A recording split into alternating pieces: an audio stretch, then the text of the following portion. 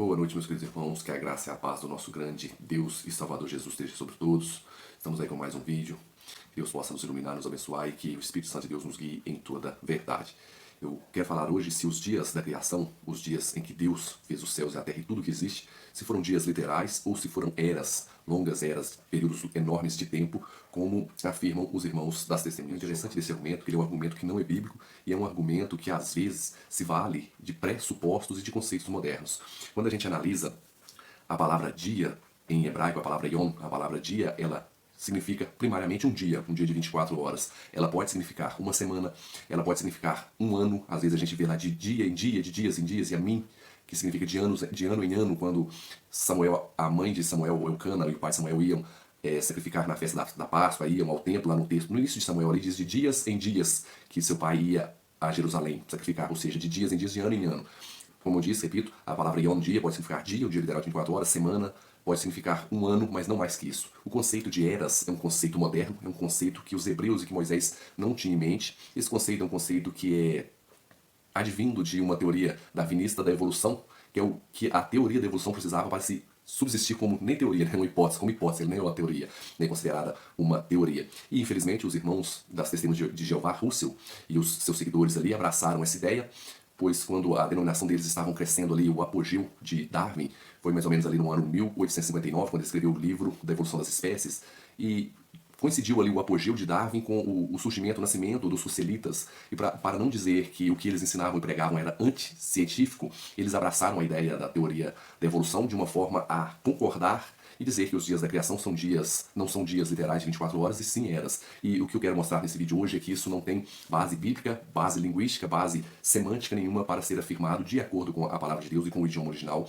e os contextos e textos de épocas ali de Moisés como Acadiano, entre outros. Quando a gente vê a palavra dia, a palavra yom, quando ela é delimitada pelo um determinante, igual a gente encontra lá no texto lá, houve tarde e manhã do primeiro dia, quando ela vem delimitada por essas questões de tarde e de manhã, o exemplo que é dado, o significado do dia, a delimitação temporal é entre uma tarde e uma manhã. Houve tarde e manhã do primeiro dia, houve tarde e manhã do segundo dia, ou seja, nesse contexto delimitado por tarde e manhã, e ainda seguido de um numeral ordinal, o yom seguido de um numeral ordinal, não tem como entendermos que esse dia seja um dia maior que 24 horas. Quando vemos no texto, o texto é enfático e claro, há várias ocorrências lá no texto de Gênesis, onde Moisés escreve, coloca o determinante que é Erev, tarde, e Voker, que é manhã.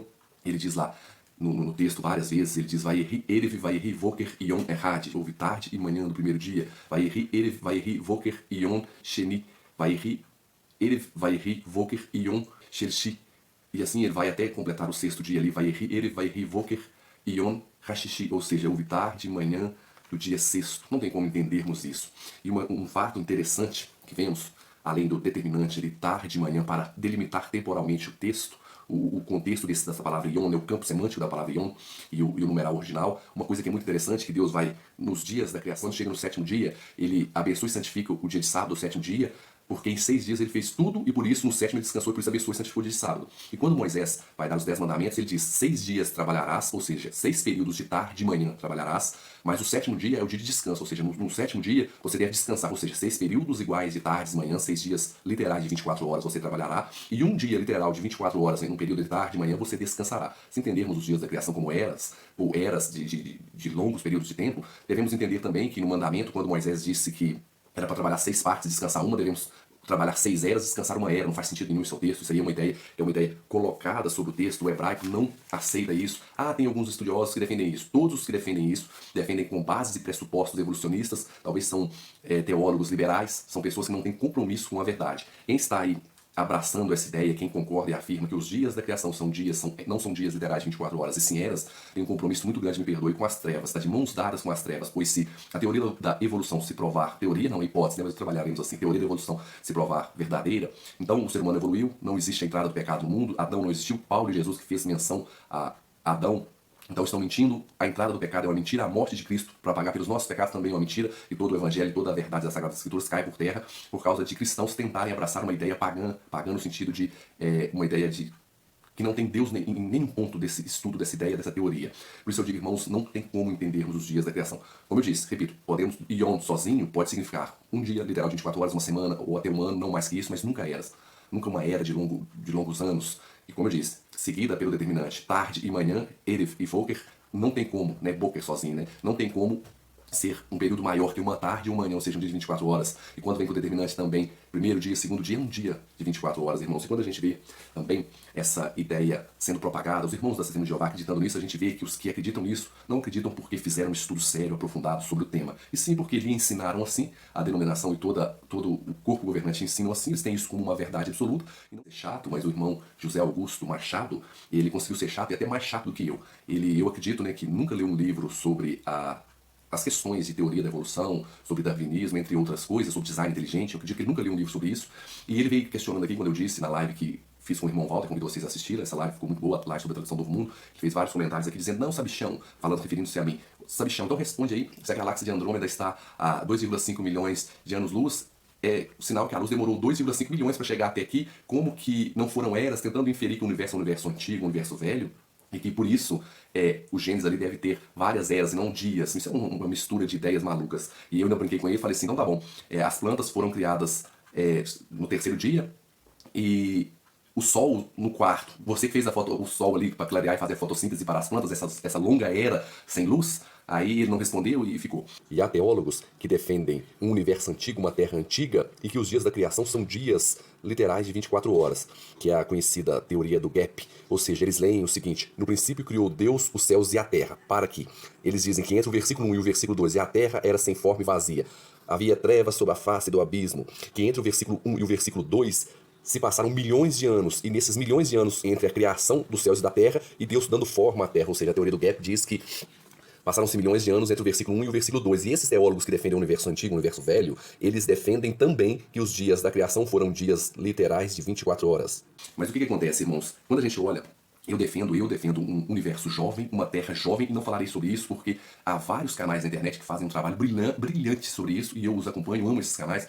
O canal do Dr. Marcos Eberlin, o canal TDI, né, Teoria do Design Inteligente, inclusive agora tem o 5º congresso da Teoria do Design Inteligente, que acontecerá no auditório Rui Barbosa, na Universidade Mackenzie, e eu já comprei o meu ingresso. Vários doutores estarão lá falando sobre a teoria do design inteligente, e eles também defendem que o universo é jovem, que a Terra é jovem, inclusive Adalto Lourenço, Marcos Eberlin, o Dr. Rodrigo Silva estará lá, Michelson Bosch também estará lá, e esse rapaz, o José Augusto, não, você tal, a luz, e quando a gente vê alguns argumentos, irmãos, eu até separei alguns aqui que eu defendo a Terra jovem, quando a gente olha aqui, ó, a Lua, se a Terra, o universo é antigo, a Terra é antiga, a gente vê que a Lua afasta 4 centímetros por ano da Terra.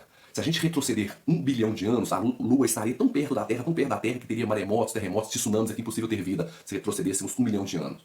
Então não tem como. E se a gente retroceder 2, a Lua rasparia na crosta terrestre, ou seja, haveria sinais tanto na face da Lua quanto na nossa crosta terrestre do atrito entre a Lua e a Terra. Vemos que o universo é extremamente jovem.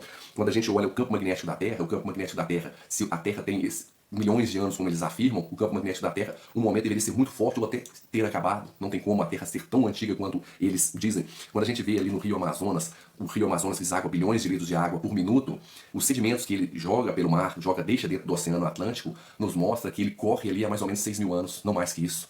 Isso também é um argumento favorável à ideia de uma Terra jovem. Quando a gente vê ali o universo sendo jovem, Júpiter está mais ou menos ali a 120 graus Celsius.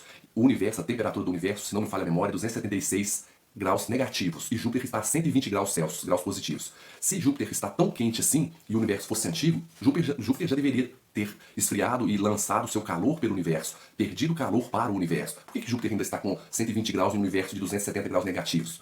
Isso mostra que o universo é jovem. Como diz o Dr. Marcos Eberlin, se você abrir um freezer e tiver uma batata quente dentro do freezer, ela só pode estar ali há no máximo 2, 3 minutos. Se você abrir ali e tiver uma batata quente, ela não pode estar ali há uma semana, um mês. Não tem como. O mesmo acontece com Júpiter, mostrando que o universo é um universo extremamente jovem. Os asteroides são pedras de gelo. Toda vez que ela passasse perto de um Sol ou de alguma coisa com mais calor, ele deveria derreter. Não era para existir nenhum asteroide. Esses são pouquíssimos dos argumentos que são bem trabalhados por esses canais. Adalto Lourenço, Marcos Eberlin e TDI, que é um canal que fala sobre design inteligente. E quando a gente vê o argumento do meu irmão José Augusto Machado, a gente vê que o telescópio Hubble, o dono, vou falar rapidamente aqui, que não é esse o foco do canal, eu gosto de falar de teologia, se eu vou falar de ciências e de teoria da evolução, tem pessoas melhores que eu e que trabalham de uma forma melhor, mas eu quero falar um pouquinho só para o seu irmão assistir aqui para ele entender que foi o argumento que ele fez.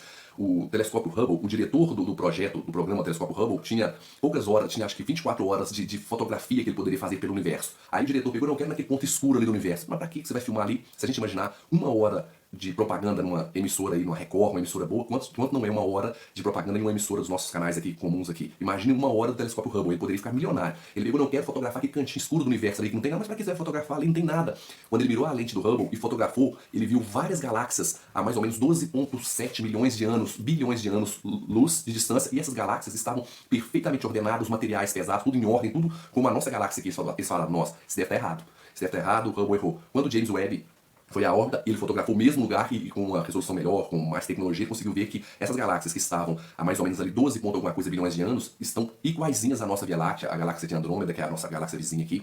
Isso demonstrou que o universo é jovem, porque essa quantidade de anos, né, 12 ponto alguma coisa bilhões de anos, era para essas galáxias estarem nascendo com uma cor diferente, muito diferente ali, porque esse é próximo do início do universo, segundo a teoria do Big Bang, que é 14 ponto alguma coisa bilhões de anos. Era para essas galáxias estarem no nascedouro, elas são iguais à nossa. E aí eles, não, mas o universo é velho. Só que se o universo fosse velho, quisessem aumentar a idade do universo, era para tudo ter deteriorado, porque a gente vê que o universo está em expansão, não deu para conciliar a medida anos-luz com o tempo. Anos-luz só consegue medir distância. Anos-luz é uma medida de distância, não de tempo. Eles viram que anos-luz não consegue medir tempo. E aí o irmão vem usar esse argumento que já caiu em desuso milhões e milhões de anos. O irmão vem usar o argumento que ele está usando e ele nem sabe do argumento para tentar justificar uma ideia que não é bíblica, que a linguística, que o contexto bíblico, o contexto da época, a ideia, o que é ensinado nas escrituras, que não corresponde com aquilo que ele está ensinando que a igreja, que os irmãos da Testemunha de Jeová ensinam. E aí, esse irmão fazendo essa argumentação, como eu disse, eu garanto que ele nunca leu um livro. Eu vou deixar alguns livros aqui para os irmãos que têm interesse, e para esse irmão também que num comentário do YouTube quer me refutar. Primeiro livro aqui, ó, Rodrigo Silva Escavando a Verdade, fala sobre achados arqueológicos que comprovam a veracidade da Bíblia. Segundo livro aqui, ó, Darwinismo, Design Inteligente e Educação. É um livro muito bom que o irmão deveria ler para entender como que a teoria do evolucionismo darwinista entrou nas religiões. Outro livro de Michael Behe, que é A Involução de Darwin. Ele deveria ler esse livro, também é um livro muito bom. A Caixa Preta de Darwin. Fomos Planejados, do Dr. Marcus Eberlin. Outro livro aí de Naul Souza, que é A Grande Extinção em Massa. Outro livro do Dr. Marcus Eberlin, a quem sou fã, que é Antevidência. Deveria ler esse livro que é fantástico. Um livro que é sensacional, quem puder conseguir adquiri-lo, é um livro sensacional. Gênesis 1 e 2, do Dr. Adalto Lorenzo, o melhor defensor da teoria do design inteligente, juntamente com Marcus Eberlin. E outro livro aí, do Adalto Lorenzo, Como Tudo Começou. Nesse livro aqui ele fala sobre as medições de datas, carbono 14, radiômetro, tem um monte de nome lá. Eles pegaram uma rocha, fragmentaram ela e mediram cada pedaço com um método de datação. E cada método variou entre 1000 anos e milhões de anos, ou seja, os métodos de datação não são confiáveis. E aí, nesses livros fica a dica, e pro irmão José Augusto, fica a dica de ler esse livro aqui, ó, a Bíblia Sagrada, que aí você para com essas ideias malucas, não é da tradução Novo Mundo, mas a Bíblia Sagrada de qualquer, uma NVI, NVT, que o irmão parará com essas ideias loucas e malucas. Que o Eterno possa abençoar a sua vida, irmão José Augusto, o irmão o Eterno possa abençoar a vida de você que assiste esse vídeo. Desculpe a ironia, mas é porque os irmãos às vezes pegam pesado, me torturam aqui nos comentários, eu não consigo. Eles pensam que o comentário do YouTube dá pra gente responder tudo que eles querem. É um comentário pequenininho, ele dá pra trabalhar assuntos extensos e enormes. E convido os irmãos a se inscreverem nos canais ali do Dr. Marcus Eberlin, no canal ali do TDI, da Teoria do Design Inteligente, que trata muito sobre ciência, sobre tudo isso que eu falei, mas de uma forma hiper mega aprofundada, não é superficial e de forma simples assim não. É um assunto muito bem trabalhado por eles. E é um assunto que eu amo e gosto, só não trabalho esses assuntos porque tem gente imensamente melhores que eu trabalhando sobre esse assunto. O Eterno possa abençoar a vida de vocês, que esse vídeo seja produtivo, que Deus possa fazer com que sua igreja, todo o seu povo cheguem ao conhecimento da verdade e tenham um só pensamento e um só propósito, que é servir a Cristo e aceitá-lo como Deus e Salvador. Forte abraço, meus irmãos, e até o próximo vídeo.